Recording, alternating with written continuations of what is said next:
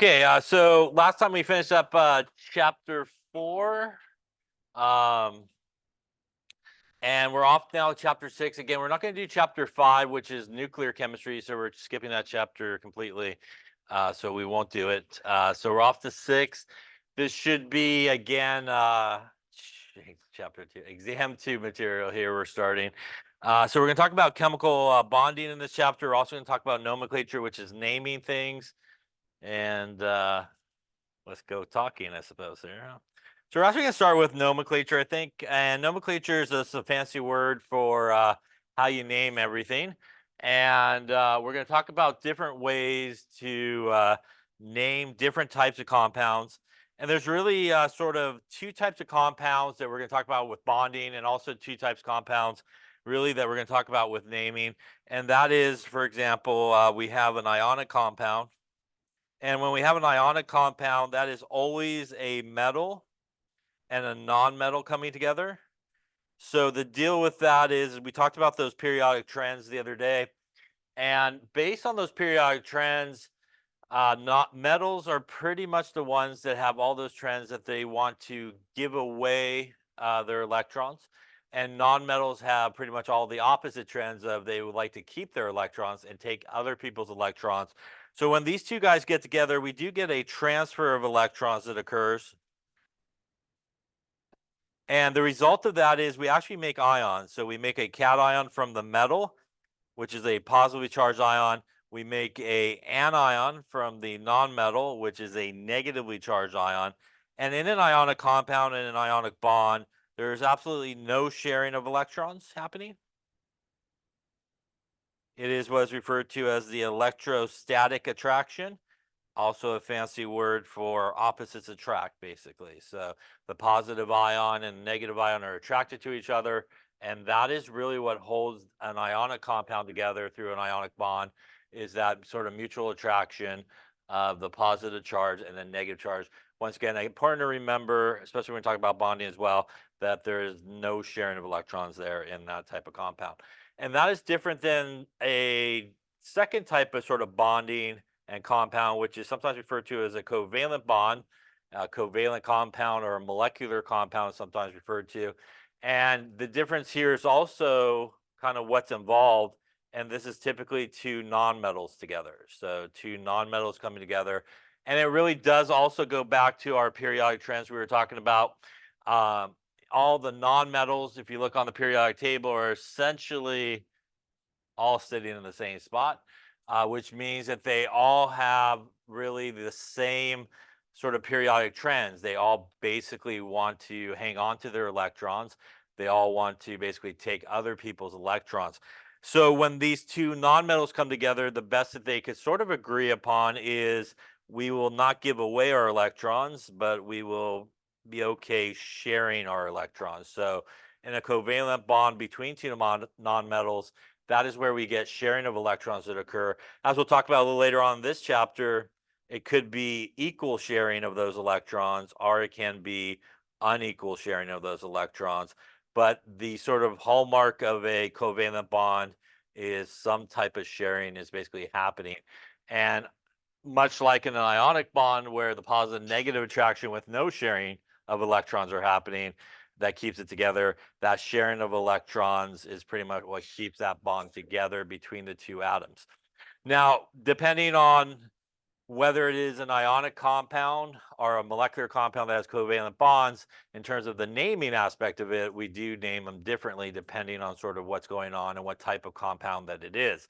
So we'll get into the naming part here first, but just a wonderful drawn periodic table.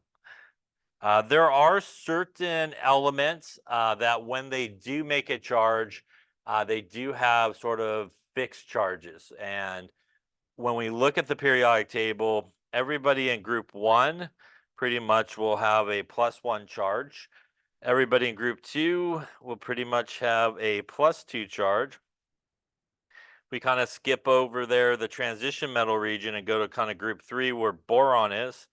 They will have a +3 charge, but really who we're talking about here is pretty much aluminum. That's pretty much who we're talking about there in group 3.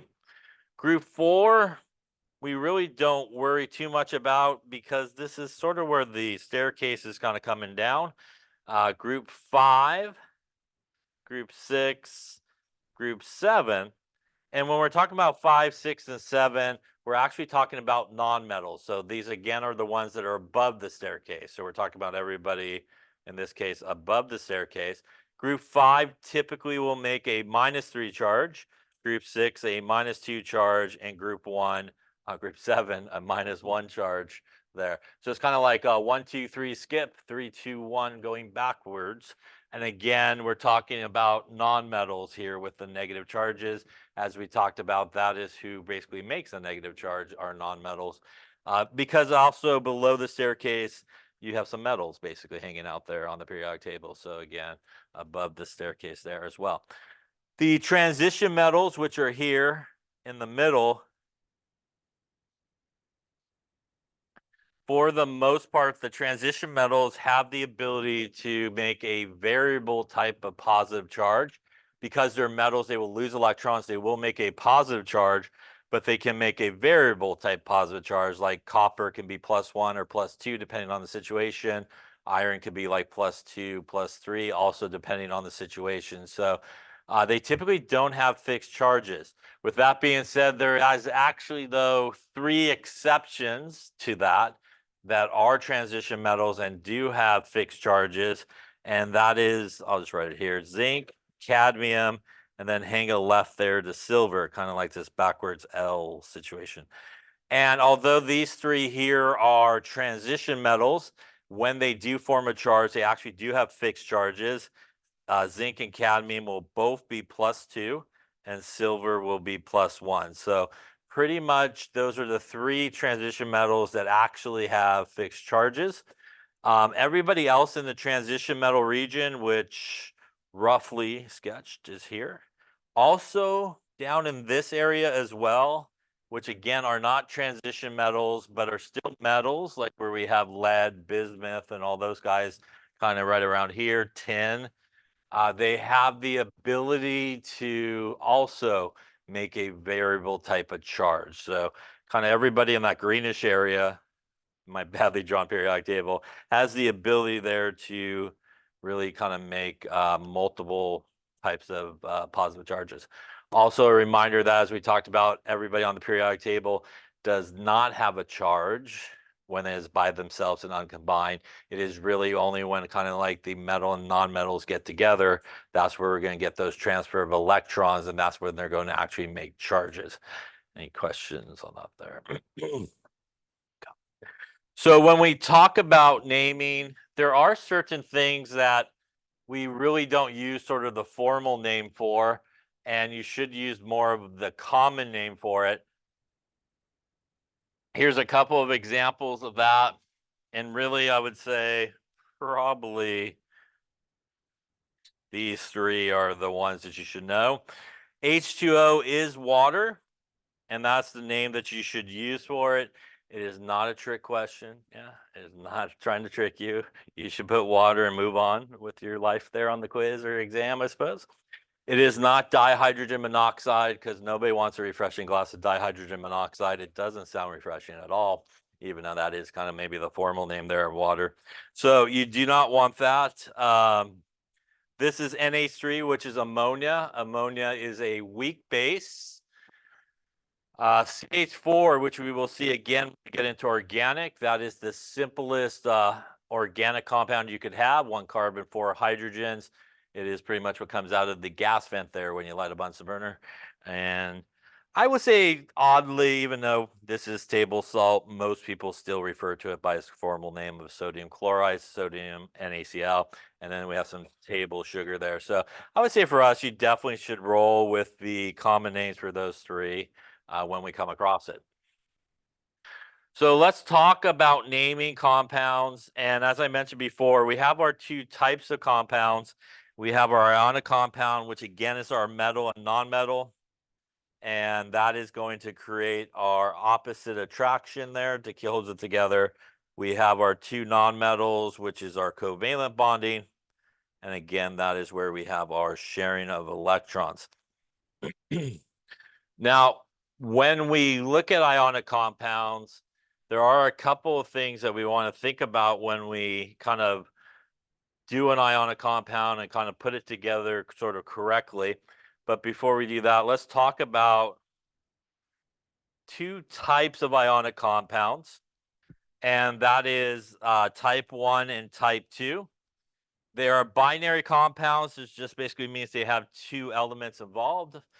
They contain a positive cation and a negative anion. When you name these guys, it is always the positive guy first, followed by the negative. And when you write the formula for that, it is also always positive first, followed by the negative. Now, speaking of formulas for ionic compounds, they actually do not have an overall charge when you write the actual formula for an ionic compound, even though they are basically two things that have charges. So what I mean by that is when we take something that is a positive ion, let's just say we take calcium, and we want to put it together with something like bromine. And calcium is group number 2, so it has a +2 charge. Bromine is group number 7, which means it has a -1 charge. When you want to put these together, and obviously this guy over here is our cation. Over here would be our anion. When we go to put these guys together, we want to put it together in the simplest way possible that will essentially yield us a 0 for the charge. So when we add up all the positive charge there and all the negative charge, it needs to equal 0. You could do that multiple ways, but you just think about like a math problem if you want. You could actually just multiply the two numbers together. That's 2 and 1, which is 2 is the common number there between them. So in this case, we actually would need more of the minus guys, right? And this will give us our proper formula. Once you balance it out, this is -2 overall, and that balances out the +2, right? So -2 and +2 gives you 0. And at that point, you can just count what you got. I got one of those calciums, and I got 1 and 2 of those guys. And we would write our formula like so, CaBr2. When we write the subscripts and nothing is written like here, it always, by the way, goes to the guy to the left, and that is assumed to be 1, but we do not usually use 1 for anything in chemistry. So if you don't see a number next to an element, it basically means you have one of them. The 2 here goes to the Br. So the proper formula here would be CaBr2. This again is the formula for this guy. It has absolutely no charge, but it is actually in reality made up of things that do have charges. So when you write your formula, putting your positive guy and negative guy together, you need to balance it in the simplest way to 0. And remember that although we don't have a charge when we put them together, they are still things that do carry charges. Questions on that? Yeah. There is a reason for that, and we'll actually hit it when we talk about bonding, hopefully today. But in this chapter, when we hit it to the bonding part, we'll talk about why that really is and why, for example, we need 2 of them versus, we just need 1 of those other guys. Other questions? Okay. So again, if I had something like obviously sodium, which is group 1, and chlorine, which is group 2, or chloride, chloride obviously being group 7 with a -1. When we put this together, we have a +1, -1. We again just need basically 1 of each of these to get us to 0. I would highly recommend that you think about doing it this way, kind of like a math problem and figuring out the balancing charge. Sometimes people are taught, I won't say sometimes, a lot of times people are taught just to do this move, like take the charges you got on top and move them down to the bottom as the subscripts, and vice versa. Like move this way, move that number that way to get the charges.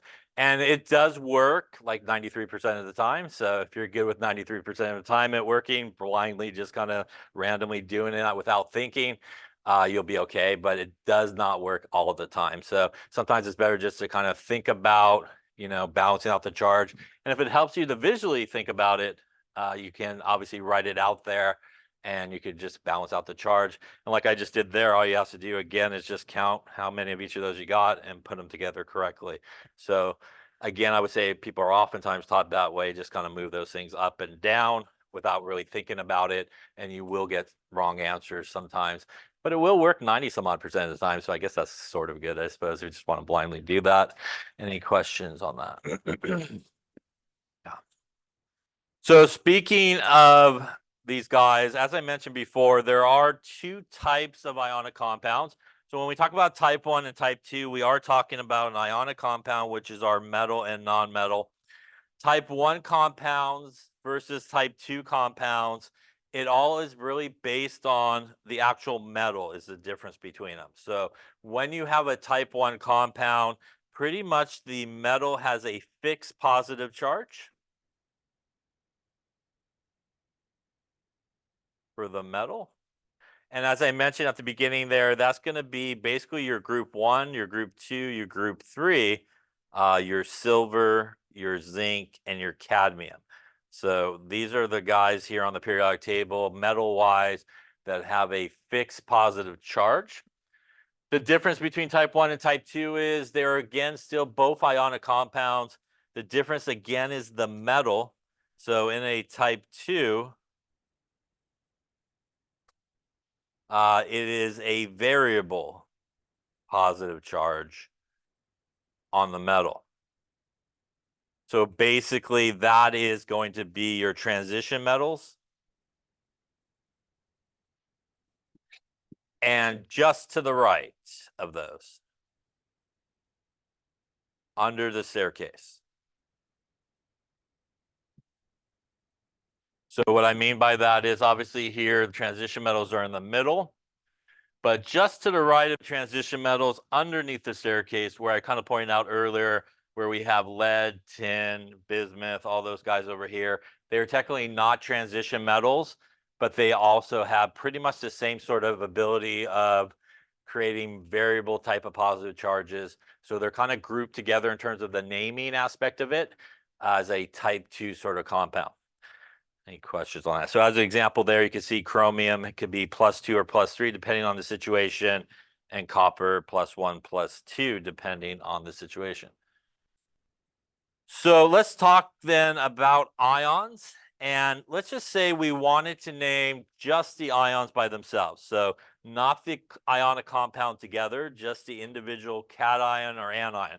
So if you are given the formula for a cation, which is a positively charged ion, like H+, like Li+, like Ca2+. These are all formulas for cations. Because they are ions, when you write the formula for this, the cation by itself, they do need to have a charge on them. So that's why they all actually have the charge written. So they're not combined at this point. We're just looking at the ion by itself. You do need to write the charge in when you write the formula for it. The good news is for cations, we simply just use the whole name of the element. So to name those guys, this guy would be the hydrogen ion. This would be the lithium ion. This would be the calcium ion.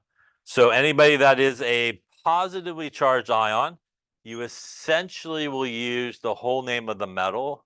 Most of them are metal. Hydrogen is the only one that's really not a metal in this case. It's actually still a non-metal. When you do the non-metals, though, and they make anions, like H-, Cl-, O2-. Once again, these are all formulas of anions, and because they are ions, we again need to include the charge when we write the formulas for each of them.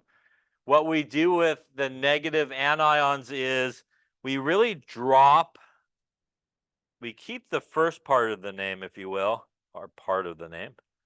We drop the last part of the non-metal name, and then we insert IDE at the end of it. So sometimes it's a little bit more than the last part of the name is dropped, but somewhere towards the last part, middle to last part of the element name, we drop and we add IDE. So hydrogen ion becomes now negative, which is now known as the hydride, IDE ion. Chlorine becomes the chloride, IDE ion. And oxygen, which takes out a lot of the name, becomes the oxide ion. So we take a little bit more out of oxygen there in terms of the name. So negatively, guys, here that are ions that are nonmetals will get IDE at the end of the name. Positive guys that are cations will just use really the whole name of the element. There will be some other additional things we will add as we go through it. You also might notice that our friend hydrogen is on both sides here. Yeah. It is one of the only elements that can go both ways. It can be positive or negative depending on the situation. I would say probably a majority of the time, hydrogen will be positive. It will be negative if it comes after a metal. So if it comes kind of bonded after a metal, like for example, if you had LiH, that is lithium hydride, and the lithium is actually the cation with a positive charge, and the hydrogen actually has a negative charge in that case. This is also why when we do the formula here, -1 + 1 = 0. We just need one of each of them to put them together properly in the formula. Any questions on that? So if you're asked to write the formula for either a cation or an anion, you make sure that you do include the charges. And obviously, if you have to name them, whole name for the positive guy, IDE at the end for the negative guy. Again, when you put those two together, no charge on the formula. So that's an important thing. Distinction. If you put the metal and the non-metal together with their ions, you need to get it to 0 in the simplest way possible. Any questions? Okay. All right, so let's talk about type 1 ionic compounds and really how we go about naming them together. We kind of just did it essentially. When you have a type 1 compound, which again is our fixed positive charge on the metal, it is also a metal and a non-metal together. And by the way, when you are naming anything that a metal and non-metal are together, or a metal is involved, the metal is always the most important thing in terms of how you go about naming it. So the metal really is the most important thing in terms of how you should name it. And again, that metal is going to be from group 1, 2, 3. It will be silver, zinc, or cadmium, maybe. And when we have this situation, all you have to do if you have the formula is you take the whole name of the metal, and for our non-metal, you just roll with the IDE ending of it. So that's it. No more. Don't overthink it. You have the formula. Identify it as a metal, non-metal. Identify it as a type 1 metal. And all you have to do at that point is just roll with the whole name of the metal, the IDE part of it. So as we saw there a second ago, we had our calcium and we had our bromine or bromide. When we put it together, as we talked about, we again need an extra one of those guys, and that's going to give us CaBr2. And here, what we would want to look at if we were given this formula to start with is I would look at this guy and go, that's calcium, that's a metal. I would look at this guy and go, that's bromine, that's a non-metal. That should tell you it's ionic. And then I want to look at the metal, and I go, calcium is in group number 2 on the periodic table. That means it has a fixed charge. That tells you it's a type 1 compound, yeah? At that point, you just roll right into this, and you use the whole name there of the metal, which would be calcium. And then we go with bromide, IDE. Now, let me answer the question as you're going to ask right now. No prefix, yes? The 2 doesn't matter at all, yeah, in terms of naming here. You should not use a prefix. Was somebody going to ask that? Maybe. Usually somebody asks that. Shouldn't it be like dibromide because there's like 2 of them? And the answer is no, unless you want an X, yes? So don't do that. There is a time and place for prefixes, And if you have a metal involved, that is never the time nor the place to use a prefix. So you should not use a prefix here. It doesn't matter if you have 30 of the BRs at the end there. It doesn't matter if you have 20 of the calciums to start with. You just roll with whole name for the metal. Non-metal gets the IDE. There is no place for prefixes in this type of naming. So that is a very, very common mistake that people make. I think they think it's more chemistry-like if you lay up some prefixes on things. You know, it sounds more scientific like that, put a little dye in there. So again, it doesn't matter. That's also why when we look at NaCl, again, if we were to sort of analyze this, that is a metal, that is a non-metal. Once again, that tells us it's ionic. We're going to look at the metal, which is sodium from group 1. That means it has a fixed positive charge. That tells me it's type 1. That tells me I'm done thinking. I'm just going to roll with how I should name it. And again, we're going to use our whole name here of our metal. And our non-metal, once again, will get the IDE treatment. So we'll get our sodium chloride. Any questions on that there? All right. So when we do see the formula, as we talked about, it should not have a charge. But once again, when you do see a formula for an ionic compound, you should understand that it is made up, again, of two things that do have charges. So here with our Ki, once again, if we were to look at that, that's a metal potassium. I is a non-metal.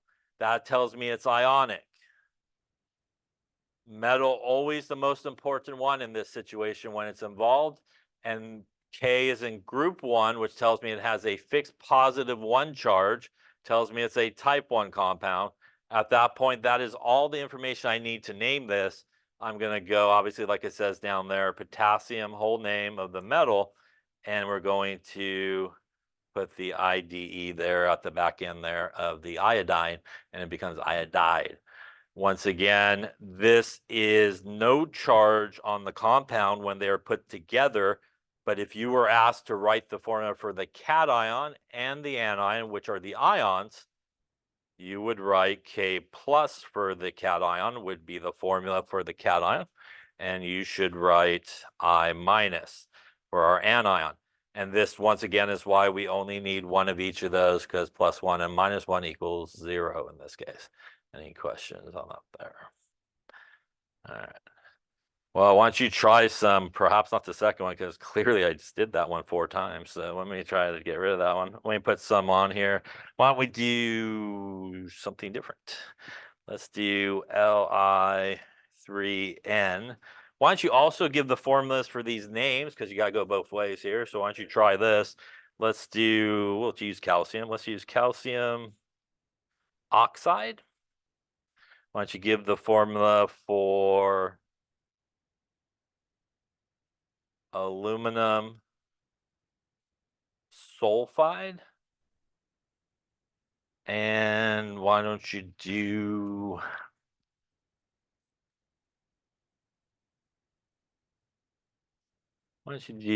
magnesium? We'll do bromide. All right.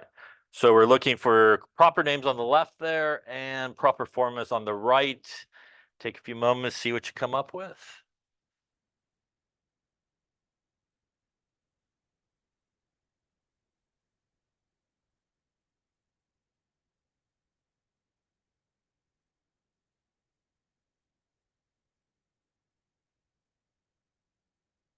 Okay, so let's take a look, see how you're doing. So we'll start here on the left. So once again, if you're given the formula, really probably the best thing to do is to try to think about what things you got going on, and that will help you with the naming part of it. So here again, we have K, which is a metal. We have Cl, which is a non-metal. So again, you got the metal, non-metal. So automatically that should hopefully signal to you that is ionic compound happening. Once again, as we talked about, whenever a metal is involved, is always the most important thing. So we want to look at to where that potassium is located on the periodic table. And we should hopefully see that it's on group 1, which tells us it's a fixed positive charge of +1 in this case. So that tells you that we are dealing with a type 1 compound, right? So those are the things we want to work through. Once you kind of get it at that point, we know all we have to do when we have a type 1 compound and we need to name it is use the whole name of the metal, which in this case should be potassium. And all we have to do for our nonmetal again is drop the last part of the name and add that IDE, right, to our nonmetal at the last part. And we will make that chloride in this case. Any questions on that one? Coming to the next one, again, we'll use our same sort of reasoning. We got Li, which is a metal. We got N, which is a nonmetal. So again, that tells me it is ionic. Once again, it is that metal that's most important. And lithium is also found in group 1, which tells us it's a type 1 compound. It has that fixed positive charge. So that tells us it's a type 1 compound, I'm sorry. That means we could again go with the whole name of our metal, which would be lithium. And again, our nitrogen would become nitride here, IDE at the end. Just like the second one, it doesn't matter if there's more than one. Doesn't matter if there's more than one of the first one either when you're naming these type of compounds. So again, no prefixes, even though you might want to try to do that, yeah? Why do we have 3 in that case? Well, if we look at really what each of these things are made up of, we go back to the first one, that means our cation in the first one is K+, right? And our anion here is Cl-, which is group 7. And again, that is why we have one of each of those. +1 -1 gives us just one of each of them in the formula.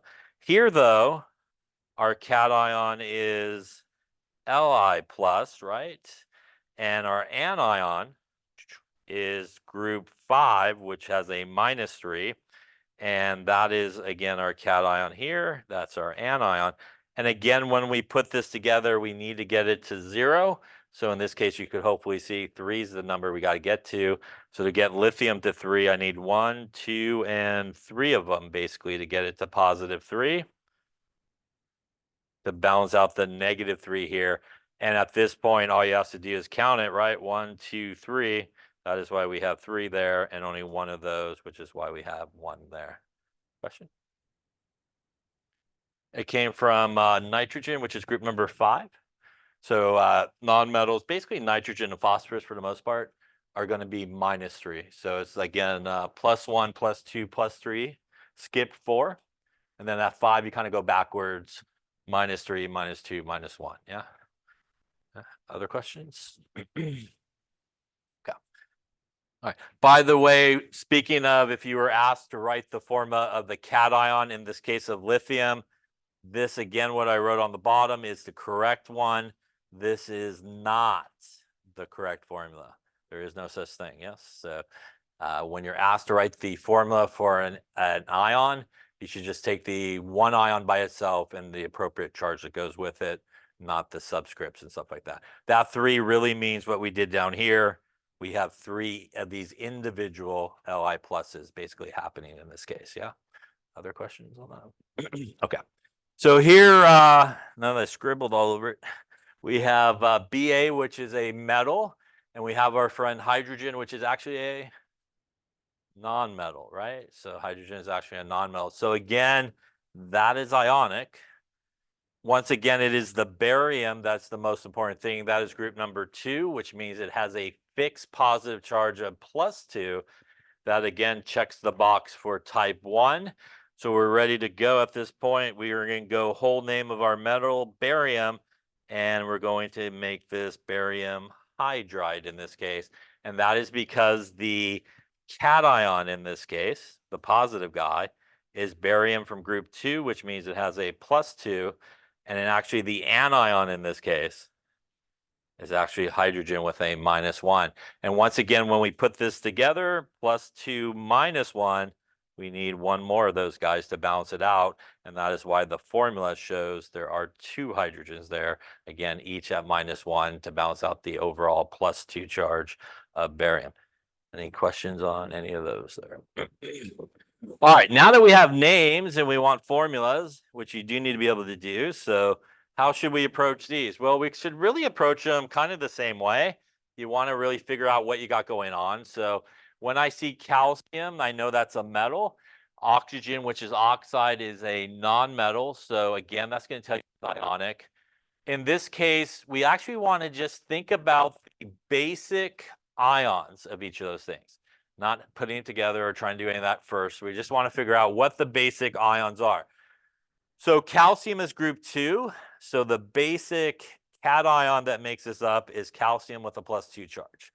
Oxygen is group number 6 on the periodic table, which means it's carrying a -2 charge in this case.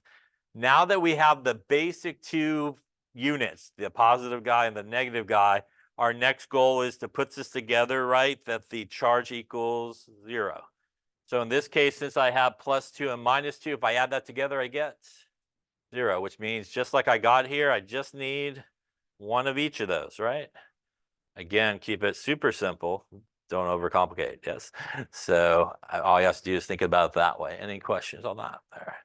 Again, the combination of those two has no charge in the formula, but again, it is made up of 2 things that do have charges, which are ions. Now, aluminum sulfide. Again, we're going to do kind of the same idea. Aluminum is a metal. Sulfide is sulfur, which is a nonmetal. So again, that tells me it's ionic. So again, we just want the individual ions, and we're going to put it together correctly, hopefully. So aluminum is group 3, and it has a +3 charge. Sulfide is sulfur on the periodic table, which is group number 6. And again, we go 5 - 3, 6 - 2 - 1. So again, 1, 2, 3, skip, 3, 2, 1, right? Positive to start, negative to end, yeah. So that's going to be S with a -2 charge. Now, again, if you're not sure how to do this, just keep it simple, keep it visual. You can kind of see what's going on. If I take 3 times 2, what number do I get? You get 6, yeah? That is the common number we need for both of them, basically, to balance it out. So all we have to do is get aluminum to 6. It's already got 3, so 1 more will get me to 6. And to get the sulfur to 6, I need not 1, not 2, but I need 3 of them, right? So that is -2, -4, -6 overall. That is +3 and +6 overall. +6 - 6 equals 0, right? When we add it together. At this point, what should you do? Just count what you drew, right? So that's 1 and 2 aluminums. I'll write it here. 2 aluminums, right? Number goes to the guy to the left. And that is 1, 2, and 3 of those.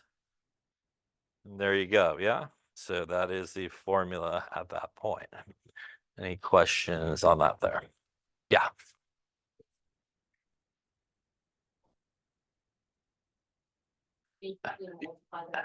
Yeah, that's one way if you're not really sure, what number you need to get everybody to or to balance it out. If you're not really sure, you could always just multiply the 2 numbers together, and that usually will give you the number you need to get each one to. That will give it 0 in the simplest form. So in this case, obviously, we had 3 and 2, which is 6. The top case, you don't really need that. Hopefully you can see that it's the same. But for example, if we looked at like the barium and the H- on the left there, 2 times 1 is 2, so we need to get each one to 2. So in most cases, you could, yeah. So the idea is, and when we get to the bonding part, really why that is, the idea is we want to combine these guys in the simplest way possible to get it to 0. What it actually will do, as we'll talk about, is it allows everybody to basically be really stable when they come together. So it allows them to create a really, really stable bond by doing that, basically. Yeah. Other questions? Okay, then we'll do the same thing here. Magnesium, which I know is a metal, and bromine, which is bromide there, is a nonmetal. So again, that's going to tell me it's ionic. Once again, magnesium is group number 2, Mg, which means it should have a +2 charge. Bromine, which is where bromide comes from, is group number 7 over here underneath chlorine. Has a -1 charge, again, because it's group 7. Once again, we just want to put this together to equal 0. So hopefully you can see you really just need 1 more of those guys, right? So that's going to give you a -2 to balance out the +2 that's happening here. And at that point, we basically have 1 magnesium and 1 and 2 of the BRs. And again, that would give us our proper formula in this case. Any questions on that? So again, you obviously don't need to write out all the ions like I do in here. If it helps you, you should definitely do it. What's the difference? It doesn't really matter. But if it helps you to kind of visually see what you need to put together and how many of each, it's sometimes a good idea.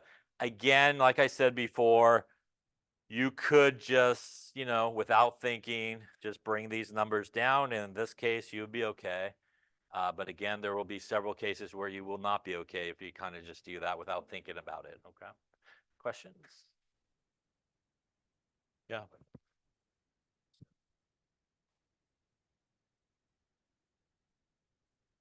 Yeah. So there are, as we talked about at the very beginning, there are certain elements that have fixed positive charges. So no matter what happens, they're never going to make any other charge than what they make. And those are, starting over here, group 1 will be +1 because they're metal, so lose electrons, become positively charged. Group 2 will be +2 because they again lose metal, so they'll be +2. Really, group 3 is aluminum, and that'll be +3. At that point, you should skip 4, and now going backwards, the non-metals up on top, which will be negative because they're going to gain electrons. -3 for 5, -2 for 6, and -1 for 7. The 3 exceptions for the transition metal region: zinc and cadmium +2, hang a left, silver +1. Yeah. Yes. I'm sorry, I can't hear you. The noble gases? Uh, we can name them, but there's a different way that we name them. So they are typically, in most cases, chemically inert, which means they don't react. So they don't technically end up in a lot of things. So in this type of naming, you probably wouldn't find like a metal and a noble gas coming together because they're pretty much happy the way they are. So they're not going to usually come together and stuff like that. Yeah. Other questions? Yeah. You mean the one on Monday, or? Yeah, of course. No, I'm kidding. I'm kidding. I'm kidding. Kidding. Don't send me the emails. I'm just kidding. All right. It's all right. No, this is exam 2 stuff. Yeah. All right. Let's continue on there. There's type 1. All right. Now let's talk about type 2 compounds. Now, type 2 compounds are also ionic, which means they also are metals and nonmetals. So these guys, again, are also ionic, also metals and nonmetals. And the deal here with these types of compounds, if I could spit that out, these types of compounds, is very similar to type 1. The metal, again, is the most important thing. So the take-home message is, if you're naming something, you have a metal, that's pretty much where you should start. You should start looking at the metal. It's going to help you determine how you should name these things. So the difference between a type 1 metal and a type 2 metal is a type 2 metal is basically going to be your transition metals, are just to the right, as I was talking about on the periodic table. And again, that is this region over here where we see lead, Pb, Sn for tin, and bismuth, and that sort of area, antimony as well. Even though they're not transition metals, they're sort of named the same way, so they kind of fall in with them. What they have in common is, again, they are the ones with the variable positive charge. So the good news on how we go about naming these is we essentially do the exact same naming as we do for type 1. So we still use the whole name of the metal. We still do the non-metal name there where we drop the last part and put IDE. But the additional thing that you have to do when you're doing one of these type 2 compounds is you have to actually include some Roman numerals.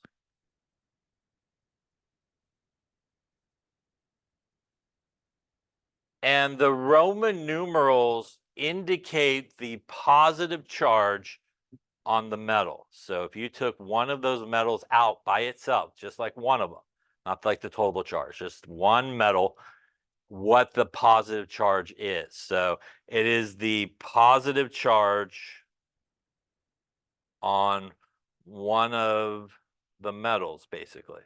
So, and I mean that because it is a very common mistake that people make when they go to use the Roman numerals, is if they think it means how many of the metals that you have. So it is not meaning how many you have. It is, again, like I said, if you just took one of those metals by itself, whatever the positive charge is on it is what the Roman numeral will be. So what that means is you need to, in these cases, figure out what the charge is on that metal. The other good news is you will always know the charge on whatever it's bound to. So whatever that metal is actually bound to in these type of compounds, you will actually know what the charge of that element is. And you'll be able to kind of work your way backwards and figure out the charge of it. So for example, the one I think that was on the page there, FeCl3. Now, in this case, we want to still do the same thing. I see Fe, which is iron, which is a metal. I see Cl, which is chlorine, which is a nonmetal. And again, that tells me it's ionic. Once again, when a metal's involved, that is who we want to look at. And when I look at my metal, I find them dead center almost on the periodic table right there. And in that region of the periodic table, that is the transition metal region, right? And that is the key thing that should trigger you to say it probably makes a variable type of charge. So if you have somebody in that transition metal region, except these guys, but if you have somebody else in the transition metal region, R to the right, that is how you know that this is a type 2 metal. Now that we know it's a type 2 metal, we need to figure out what is going on with the charge. Again, I like pictures so you can visually see what's going on. So what we know at this point is I have an iron ion hitting there, but I'm not really sure what the charge is. But I do know that if I go to the periodic table and find Cl, what type of charge should Cl have? It is group number 7, which means it should have what charge? -1, yeah? So I should have a Cl with a -1. But in my formula, do I have just one of those? I have how many? I have 3 of them. So 1, 2, and 3. Now, if I add up all that negative charge, what's my overall negative charge for all 3 of those? It is a -3. Remember that we want our positive and negative to balance, right? So what does my positive guy has to be in this case? It has to be a +3 to get me to 0, right? There it is, right? I just figured out what the charge is. So you will always know what the charge is, like I said, of whatever it's bound to. You can then work your way backward. Now that I have everything that I need, I'm still going to follow my rules here. I'm still going to use the whole name of the metal, which would be iron. I'm going to use a Roman numeral, once again, to indicate not how many I have of iron, but the actual charge. So the actual charge number is 3. 1, 2, 3. The actual charge.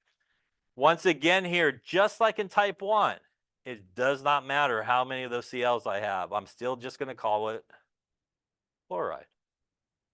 And that's a little iron 3 chloride for the evening tonight. Yes. Any questions on that one there? So that is how you want to approach it. Why do we need a Roman numeral for these type of guys? The reason is, for example, let's just say I had this guy. Let's just say I had FeCl2. What would this name be? Let's do the same thing. I got iron, which is a transition metal, so I know I need to figure it out. I know Cl, as we saw below, is -1. And how many do I have in this case, though?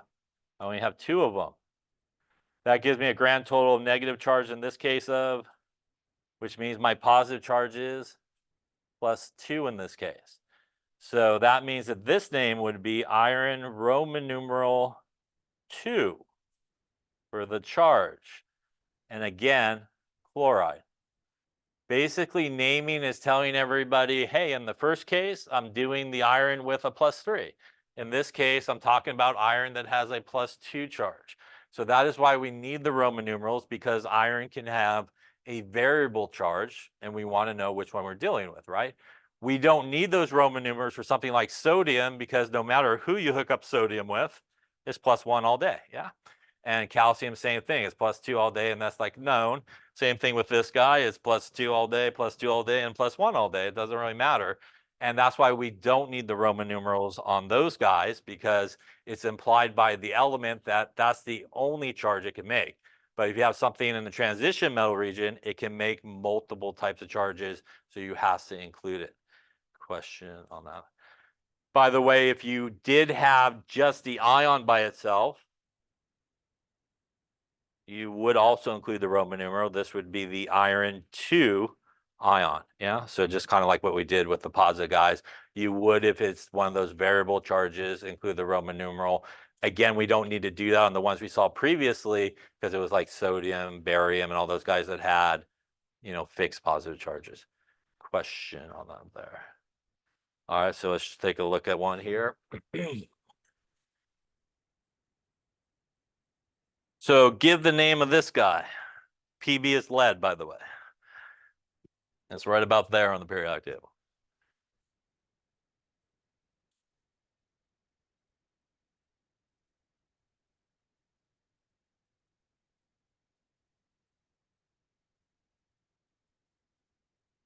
All right, let's take a look and see. Again, we will ionize it here.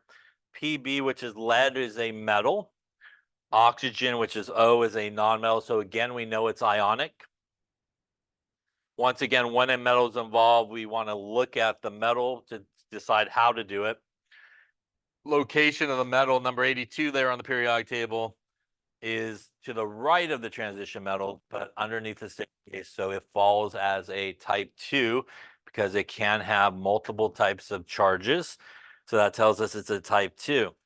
So with that being said, I want to figure out what that is. I do know for sure that oxygen is group number 6, right? And what type of charge does group 6 have? Does have a -2, right? And how many oxygens do I have in this compound, by the way? You have 2. That's a grand total of, dare I say, 4. And that means that this guy is actually +4 in this case. And that would be a lead Roman numeral 4 because of the charge. And again, no prefix, oxide in this case, yeah. This would be a prime example of what I was talking about earlier, that if you just did this without thinking, you would end up with lead 2, which would be incorrect in this case, yeah? So again, does not work in all situations. 93% of the time, you'd probably be all right. But, 7% not so all right. Yeah, so there's a lot of situations where just kind of doing that switcheroo will not give you the right answer. Do you have a question? That would be the correct name, yes. Yep. So again, like I said before, people will oftentimes just kind of do that switcheroo, and they will end up with something like this as lead 2 oxide, which is incorrect. And again, that's why sometimes, the visual pictures is a good thing, and just kind of visually see what's going on. Question on that. Any questions so far? All right. We are kind of in the middle here of group 2, so let's continue talking about them. Now, as I scratched it out there, let me erase my stuff on that page.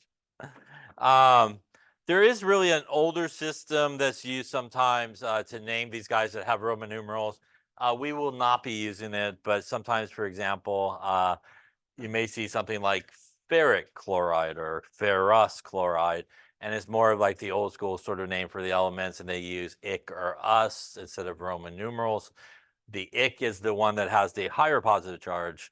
The OUS is the one that has actually the lower positive charge. We will not use those in this class. We will strictly use for type 2 Roman numerals. But occasionally, especially for copper and iron, sometimes they still pop up a lot. Even till today, people still use like cupric, cuprous, ferric, and ferrous. But again, we won't be using that in this class. So here's some examples of some of our type 2 elements. And again, you can see they all have Roman numerals. One of the weirdest ones for most people, or the hardest one sometimes, is mercury. And mercury is over here. And mercury like this with all the 2's, and mercury like this with just 1 2.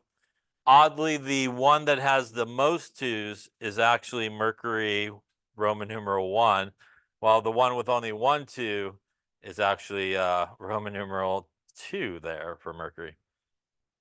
It is a good question. The question is, why is it that? And the answer is mercury 1 actually comes as what's referred to as a dimer. They're actually 2 plus 1s stuck together, which is why there is an overall charge of +2, and also because there's 1 and 2 of them, why there's the 2 on the bottom. So that's the reason why. So that's also how you know it's like mercury 1, because that 2 tends to stick around. So for example, if you had Hg2O versus HgO, this is actually mercury 1 oxide because there's that extra 2. This is actually mercury 2 oxide because there's no 2 there. So that extra 2 kind of sticks around, and that's how you kind of know, it's mercury 1 versus mercury 2, and it kind of comes together with something. So, and again, you can still do the same thing as we did before. You would go, okay, I'm not really sure, but this is -2, so that is +2. Here, though, you would have to kind of realize that you got 2 of those guys, yeah? So you got to think about that each one has to be really +1 in this case to get you to +2. So again, I would say most of the time that 2 on the bottom kind of hangs out, and that's how you kind of know that it is that. All right, we talked about sort of the rules here. Again, same thing as type 1. You do need to do the addition of the Roman numeral. And you, again, should always know what it's attached to, and you can work your way backwards to get the charge on the metal. So why don't we try some here? So for each of these, give the proper names. And let me give you some names and give some formulas. Let's do iron 2 nitride. Let's do copper 1 oxide. And let's do SnO2. By the way, SN is 10. That's something that you should know at some point, yes.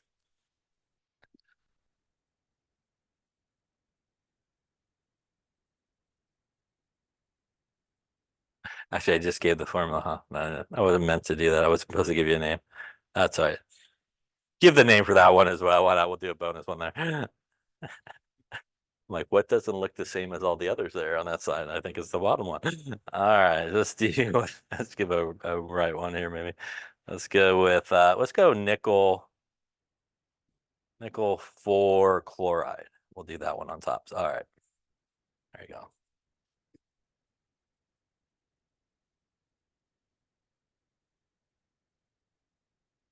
Okay, so let's see how you're doing on these. We'll start on the left here. So we're gonna go over names. Again, identifying what we got going on. Cu is cobalt, which is a metal. Cl is a non-metal. So once again, that tells us it's ionic. And as we've been talking about, whenever we have a metal involved, that's the one we want to look at. So again, cobalt's going to be found here in the transition metal right next to 27-ish there. So that means it has a variable charge. So again, we now know it's going to be a type 2 situation. We do have to do a little extra work, right? We got to kind of figure out the charge on it. So here we may not know the charge, but we should know the charge on the Cl, which is group 7. That means that it should have a -1. And once again, we have 3 of them, which is going to net us a -3 charge. So once again, here to balance it out, our cobalt needs to be +3 in this case. That would give us whole name of the metal, cobalt. Now we do need the Roman numeral, which again is not how many we have, but the actual charge. So we got 3. And again, here in this type of situation, because of metals involved, no prefixes, so just chloride at the end. Question on that one there. Looking at the next one, Cu is copper, metal. I is iodide, non-metal. So again, checks the ionic box. Copper also in the periodic table 29. I hope it hasn't moved, so it should be there. That is type 2 because it could have a variable charge. Again, we're going to do the same thing. I know I got 1 copper, and in this case, I have 1 I, which is group 7, should have a -1 charge.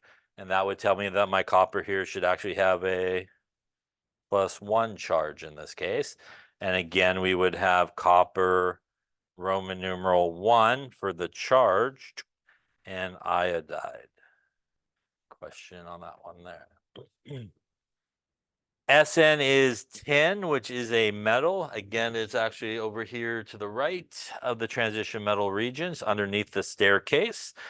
Br is a non-metal, so again, that checks the ionic box. Tin, as I just described, is not a transition metal, but one of those ones to the right that basically behaves the same way.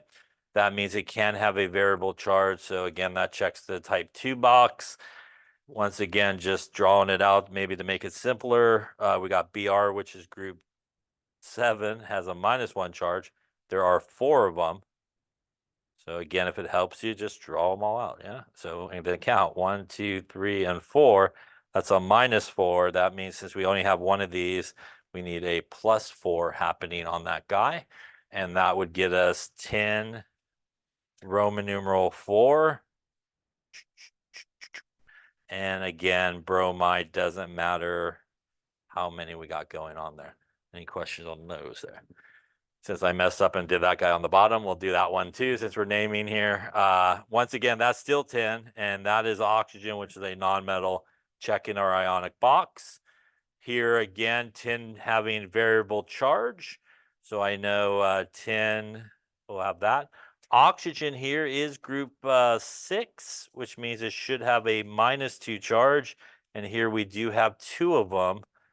So that is going to get me a -4. There we go again, a situation where it will not work, right? The crossover move. That is going to give us a +4 for 10 in this case.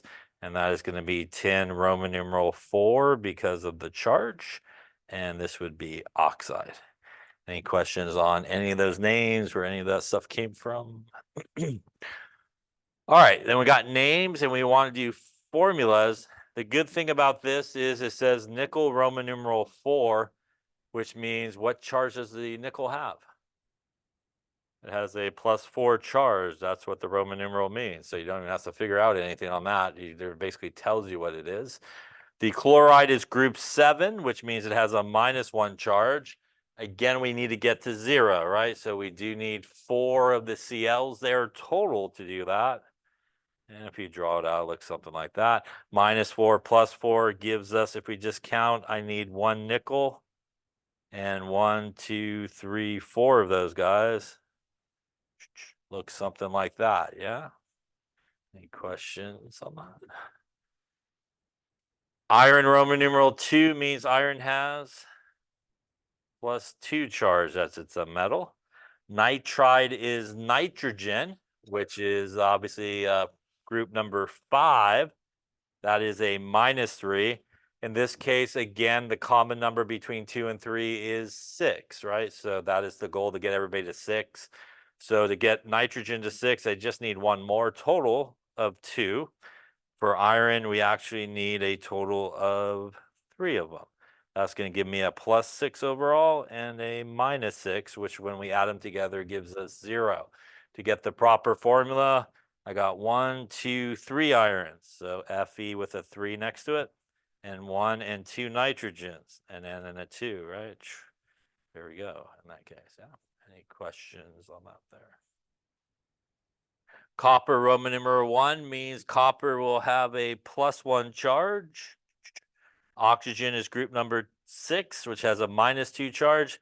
In this case, you hopefully could just visually see that perhaps we just need one more copper to go over there to balance it out. And that would give me 1 copper, 2 coppers, and 1 oxygen basically there. In that case, yeah. Any questions on them? Again, if it helps you to draw up the kind of ions like I'm doing, I would recommend doing it. Yeah, and then you can just cancel it. You obviously, again, don't need to draw out the ions like I'm doing, but if it helps you, do it. Yeah. Any questions on type 2 guys there? All right. Well, type 1, type 2. Feel like type 3 has got to be coming soon. All right. So as we've been talking, when we have our metal, non-metals, again, there are certain ones that do not need Roman numerals, as we talked about, because they have those fixed positive charges. And again, those are everybody from group 1, group 2, and group 3 on the periodic table, and our zinc, cadmium, and silver. And again, pretty much everybody outside of that will need Roman numerals because of their ability basically to make a variable type of charge. All right, good naming. I think we did that.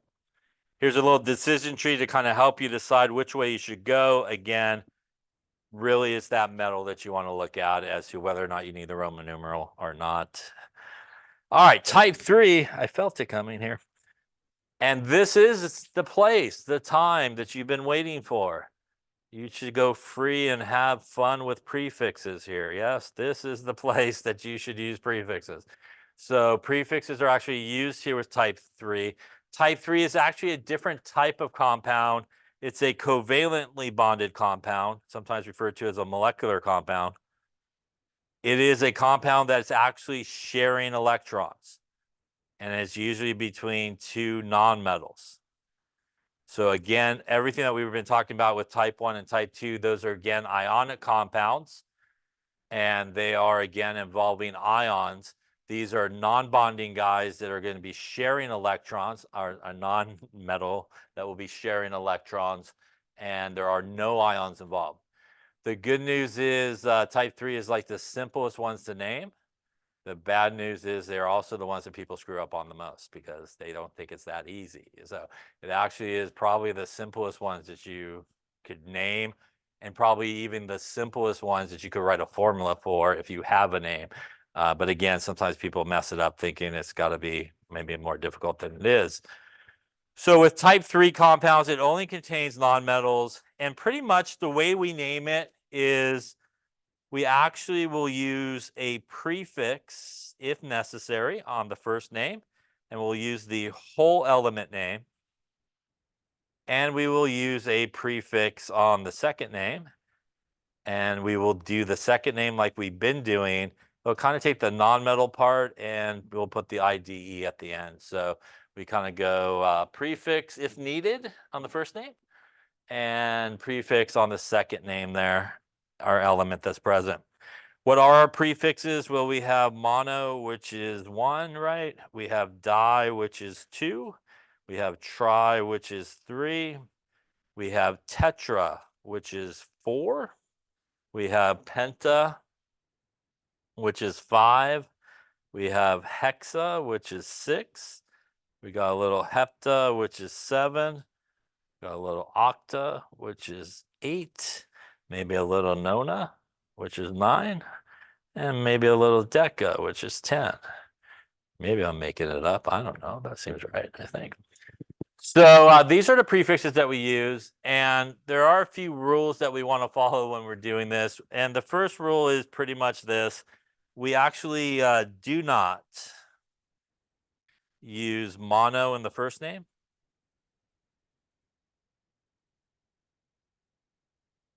But it is okay in the second. Yeah, so we don't use mono in the first name, but we can definitely use it in the second name. Another very common thing that occurs is sometimes when you take the prefix and you put it in front of the element, you will end up with 2 vowels that come together, back-to-back vowels, basically. So, for example, you may end up with an O from the prefix and an O from the element name, or you may end up with an A for the prefix and a O from the element name. And typically speaking, we do get rid of that kind of vowel from the prefix when we do that. So for example, CO2, yes. C is carbon, which is a nonmetal. Oxygen is oxygen, which is a nonmetal, or O is oxygen, which is a nonmetal. That is two nonmetals. That checks the box of type 3. That also should check the box of you should be extremely happy because that's all you need. There is no balancing of charges. There's no like pluses, minuses. It's just like basically write what's there. So I have one carbon, right? Prefix for one is mono. Should I use it on the first name? No. So we just use the whole name. That's carbon. I have two oxygens. Prefix for two is di. And then the oxygen becomes oxide. So that is carbon dioxide. We're done. Yeah. So nothing to balance, no charges, nothing like that, right? Now, when we take CO, C is carbon, which is a nonmetal. O is still oxygen, which is a nonmetal. In this case, we still have one of the carbons, right? And that would be carbon, no prefix, because we don't use mono on the first name. We only have one of oxygen. Okay to use a prefix? It is on the second name. So if you just used a prefix like it is written, you would go monoxide with a double O action. Yes. Do we call it carbon monoxide? No, you get carbon monoxide poisoning. Yes. No, hopefully you don't get that, but you understand what I'm saying. But here we would want to, because we got the back-to-back oxygens there, we would want to drop the O off of that, and this should be carbon monoxide. Yeah. Again, nothing to balance, nothing to worry about. The way we do this is in the formula, first element goes first in the name, second one goes second in the name. So just the way it's written is how you do it. Questions on that there? All right, that's pretty much what I just said, I think. That is not the right table. So again, here again is a prettier table of what we just talked about, and we do sort of drop some of those vowels off of it. I would say probably a like A into an O with oxygen is where you're probably going to hit that the most. Oddly though, two I's in a row, it's okay. So you could go two I's in a row, it's usually okay. But an A and an O, you got to drop the A, or O and O together is usually the one that you need to drop. And again, we do drop the vowel from the prefix is where we take the vowel out of. There you go. Now, again, as we talked about before, we go common name on these guys. Yeah. So again, H2O, not a trick question, although I usually enjoy the answers I get on that one. Everything but water is written pretty much. But remember, it is water, and that's what you should use. Our methane is another one common name, and ammonia. So those three should always use the common names. You should not use nitrogen trihydride. You should not use dihydrogen monoxide, and you should not use carbon tetrahydride. Just doesn't even sound right, right? So don't use those names. Use the common names for those things. Go ask somebody for, again, a refreshing glass of dihydrogen monoxide and see what you get. I don't know. All right, so why don't you do the names here? Maybe not that name because, well, I just did that name. So maybe not that one. Let's do N2O5. And why don't you also write some formulas here? Let's do sulfur hexabromide. Let's do dioxygen. Just make up some stuff. Pentasulfide. That sounds fun. And I don't know. Let's do carbon. So again, you do need to be careful because people very commonly do make a lot of mistakes with these. So what we're looking at is type 3, and we got I, which is a nonmetal. We have O, which is a nonmetal. And again, that tells us it's type 3. And as was the question a second ago, this is basically sharing of electrons. So there are no ions involved. So we only have ions in ionic compounds like our type 1 and type 2 compounds. So there's really, like we talked about, really no balancing of anything that you need to do or worry about charges. So what we need to look at here is really just pick the right prefixes and follow the right way to name it. So obviously here I has 2, so the prefix for 2 is di. And again, we use the whole name there of the first element. And again, in this case, usually the 2 i's are okay. Here, this is 7. The prefix for 7 is hepta, right? And the second element does get the IDE treatment at the end. So this is going to be hept oxide. I dropped the A because we would then have a and O together here. So this would be one of those cases where we would want to get rid of the A in this case so we don't get that A-O combination that occurs here. Question on that one there. Coming here, that is nitrogen, which is a nonmetal, oxygen, which is a nonmetal. Once again, that's happy thoughts there as we get a type 3, right? So again, nothing to balance. All we have to do is pick the right prefix. Once again, we do have 2 nitrogens, so the prefix for 2 is di. Again, whole name here of our first element. Second element going to get the IDE treatment, so that's going to be oxide. And we do have 5 of them, so the prefix for 5 is penta. Again, we're going to run into that AO situation there. So we're going to drop the A off of the prefix and just go with the O there from the oxygen. Question on that one there.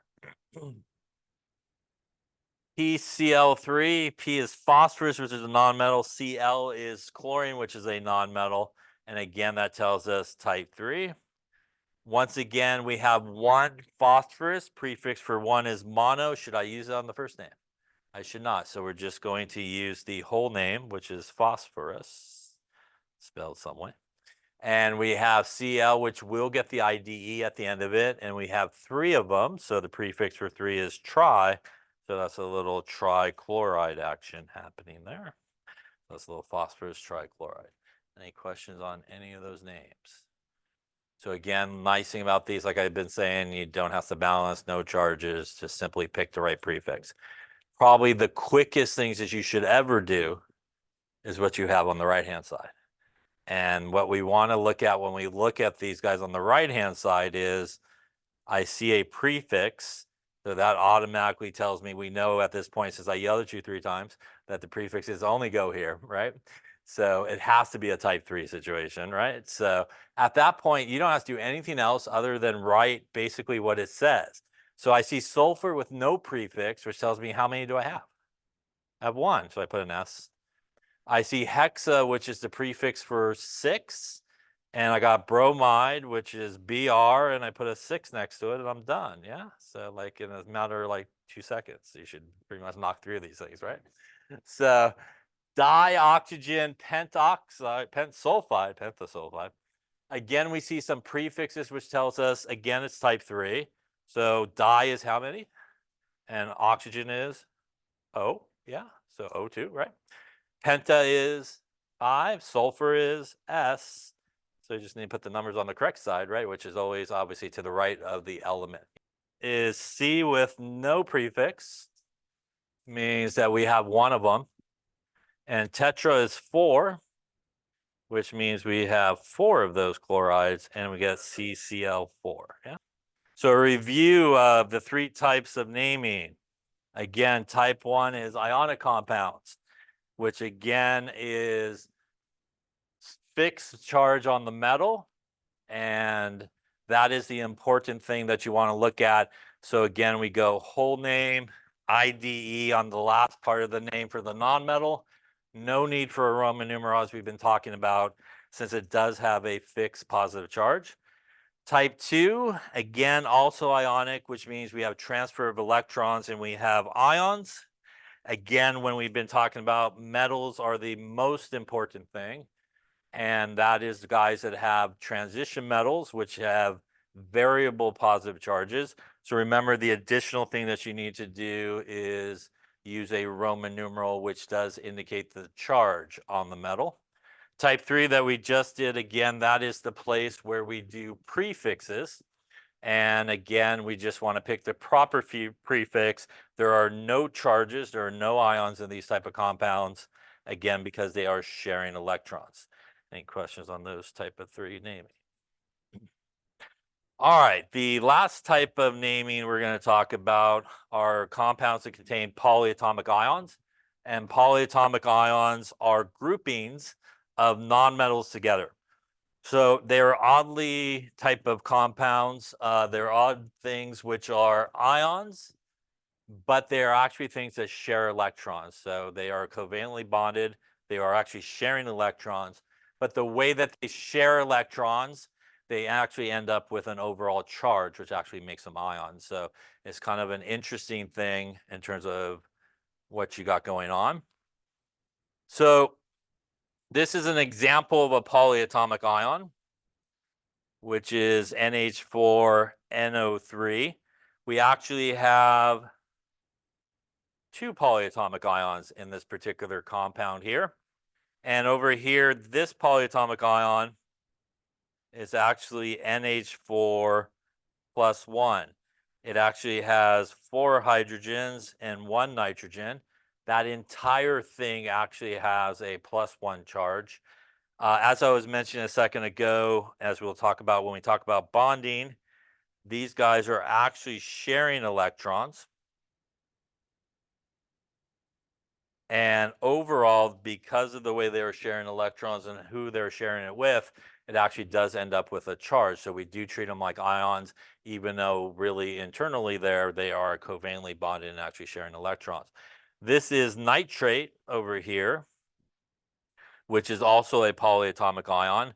That 1 nitrogen and those 3 oxygens, they all stay as whole units here. And it has an overall charge of -1.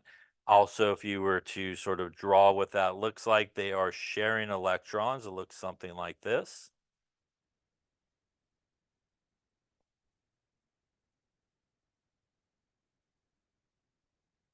And it has a -1 charge. And that is why when we put these two ions together, +1 and -1, we actually just need one of each. So it is actually still an ionic compound. And our goal with ionic compounds is to make sure that when we add them together, we do end up with 0 as the overall charge. And that is what we see here. We have one of these guys and one of these guys. So basically +1 and -1 when they come together will equal 0. Each of these polyatomic ions have a specific name. And this particular one here is what is known as the ammonium ion, not to be confused with what we saw a second ago, which is NH3, which is ammonia. So ammonia is not a polyatomic ion. It is actually a compound. It has no charge, but NH4 plus is a polyatomic ion that does have a charge. So don't get those two confused. NO3 minus is nitrate ion. And the good news about sort of polyatomic ions is that much like what we did with type 1 and type 2, it really doesn't matter how many polyatomic ions you have in a particular formula. You actually just use the name of it. So you could have 3 of nitrates or 2 nitrates. It doesn't really matter. You just would call it nitrate. You could have 2 of the NH4 pluses. You would just call it ammonium. So it doesn't really matter what you have. So if we were to name this guy, we basically just put those names together, and that would be ammonium nitrate. So if you happen to have a compound that does contain 2 polyatomic ions, you basically just use the name of the polyatomic ions individually and put them together in the correct order.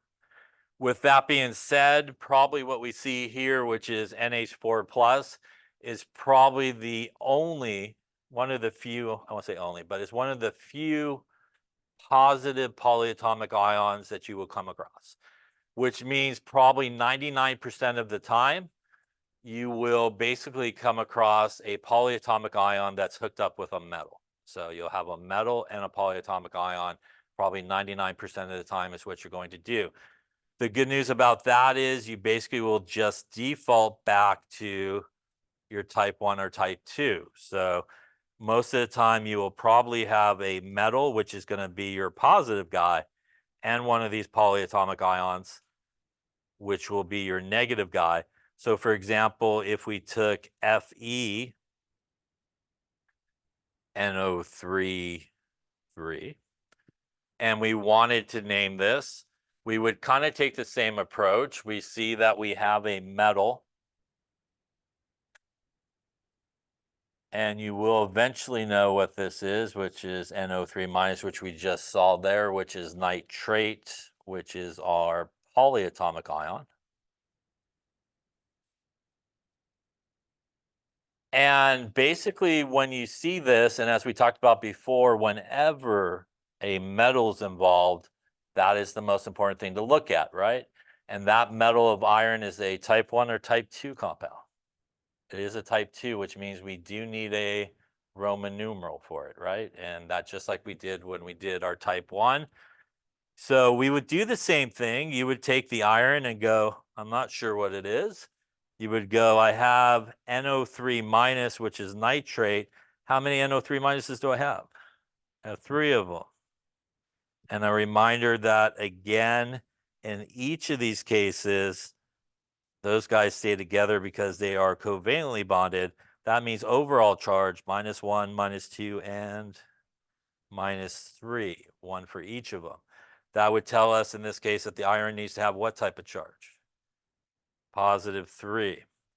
And because it is a type 2, I do need my Roman numerals, and this would be iron Roman numeral 3. And again, does not matter how many of these you have, you just use the name of it, and it would be iron Roman numeral 3 nitrate. Now, if I had this guy, NaNO3, Na is sodium, which is a metal. That is still our nitrate, right? Sodium, though, which is the metal, is group number 1, which makes it what type of metal? It is a type 1. It has a fixed positive charge. That means I do not need Roman numerals here, just like we did previously. That means I should use the whole name of this guy, which is sodium. And this guy would be nitrate, which is the polyatomic ion name. Again, the formula is like that because sodium is +1 and the nitrate is still -1. Yeah, so we just need one of each of those. Yes, sir. You don't. So with polyatomic ions, we go straight with what the name of the polyatomic ion is, regardless of what it's bound to, regardless of how many you have. You just use the actual name of it. By the way, to finish up here today, why did I put parentheses here? And why did I not just write it like this?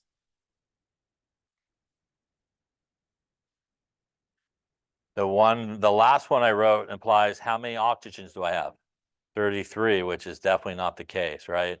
So whenever you have more than one polyatomic ion, you do need to put parentheses around it and the number of how many you have to indicate how many you have. Otherwise, without the parentheses, you're actually doing something that you do not want to do in this particular case. Question on that there. All right, we'll lay it up there for today.